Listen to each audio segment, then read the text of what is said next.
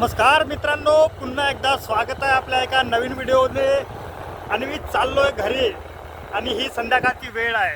पाहू शकता सर्वत्र पाऊस आल्यामुळे पूर्ण जंगल कसा हिरवागार दिसून राहिला आहे. आणि इकडे पहा तुम्ही, हा हा हा हा हा पांगरी रोड आहे.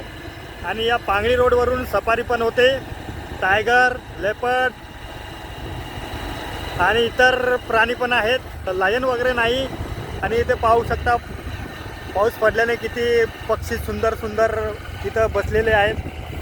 तर नाही, हा इथं तारावर पाहू शकता तुम्ही पक्षी बसलेला आहे. इथं पुन्हा गेला का?